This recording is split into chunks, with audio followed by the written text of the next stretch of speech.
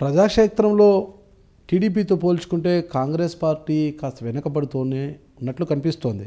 ఎందుకంటే టీడీపీలోని working president, Telangana రాష్ట్ర working president Revanth Reddy లాంటి నాయకులు రైతు పోరు, విద్యార్థి పోరు, ప్రజా పోరు అంటూ ప్రజల ముందుకు వెళ్తుంటే, మరోవైపు కాంగ్రెస్ పార్టీ ఏమో ప్రెస్ మీట్లు, ప్రకటనలు వాటికే పరిమితమైపోతున్నారు.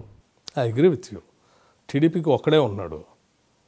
కాంగ్రెస్ పార్టీకి 119 స్థానాల్లో 119 మంది పనిచేసుకుంటూ ఉన్నారు. టీడీపీకి 119 స్థానాల్లో మనుషులు లేరు, ఒక్కడే తిరుగుతా ఉన్నాడు 119కి.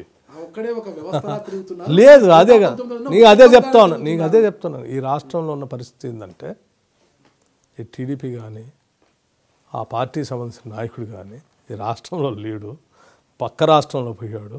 ఈ రాష్ట్రంలో రాదు, ఉండదు అనేది అందరికి అర్థమైపోయి ఆ పార్టీలో ఉన్నటువంటి వాళ్ళు వివిధ రకాలైన పార్టీలో అడ్జస్ట్ అయిపోతున్నారు. మిగిలిన ఒకళ్ళిద్దరిలో అతను ఒకడు, ఒక్కడే ఉన్నాడు కాబట్టి ఒక్కడే కనిపిస్తూ ఉన్నాడు.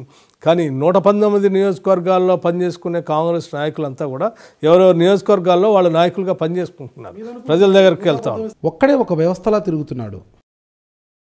119 స్థానాల్లో నాయకులు ఉన్నా కేసీఆర్ లాంటి నాయకుడిని ఢీకొట్టే నాయకుడు కాంగ్రెస్ పార్టీలో లేరంటున్నారు. అంటే కేసీఆర్ని ఢీకొట్టే లాంటి నాయకుడు అంటే రేవంత్ రెడ్డి లాంటి నాయకుడు కాంగ్రెస్ పార్టీలో ఉన్నాడా అన్నది ప్రజల యొక్క వాదన. అది నాకు తెలిసి అది ప్రజల నుంచి వస్తుందో లేదో నాకు తెలియదు, కానీ ప్రజలు మాత్రం డెఫినెట్గా ఈ ప్రభుత్వానికి ప్రత్యామ్నాయంగా కాంగ్రెస్ పార్టీయే ఇక్కడ ప్రత్యామ్నాయం. ఆ ప్రత్యామ్నాయంగా ప్రతి నియోజకవర్గంలో పోటీ చేసే అభ్యర్థి ఉన్నాడు, అతను పనిచేస్తూ ఉన్నాడు, ఇతనికే ఓటేయాలని ప్రజలు అనుకుంటున్నారు. ఒట్టిగా మీటింగ్లు పెట్టి మైక్ ముందు మాట్లాడటమా, ప్రజల దగ్గర నిలబడి ఆయా నియోజకవర్గంలో ఉన్న సమస్యలు మాట్లాడి ఆ సమస్యల పరిష్కారం చేస్తూ ఈ ప్రభుత్వం చేయని పనులను గుర్తు చేస్తూ ముందుకు పోవటం అనేది ప్రధానమైనటువంటి అంశం. క్షేత్రస్థాయిలో మీడియా ముందు వచ్చి మాట్లాడిందే అది వాస్తవం అనుకుంటే పొరపాటు. నియోజకవర్గాల్లో పనిచేసుకునేటువంటి హెడ్ కౌంటే ప్రధానమైంది.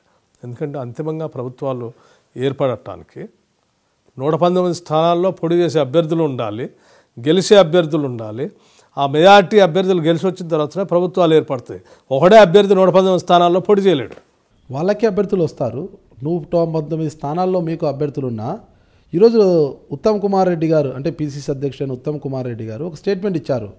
తెలంగాణ రాష్ట్రంలో 70 స్థానాలు గెలుస్తాం, అందులో 50 స్థానాలు ఖచ్చితంగా గెలుస్తాం, ఒక 20 స్థానాలు కొద్దిగా పోటీ ఉంటుంది, అది కూడా గెలుస్తామంటారు.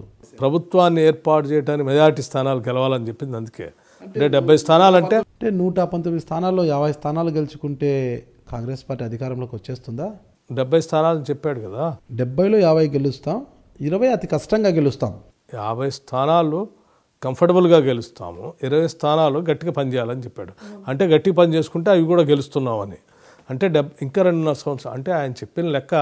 మరి దానికి సంబంధించినటువంటి సమగ్రమైన సమాచారం ఇంకా మేము బయటికి చెప్పలేదు, మాట్లాడలేదు. అసలు దేని ఆధారంగా చెప్పారు? నేను అదే చెప్తా ఉన్నాను. మేము ఇంటర్నల్గా మాట్లాడుకున్నటువంటి సమాచారం బయటకు వచ్చింది, అది మీరు మాట్లాడుతూ ఉన్నారు.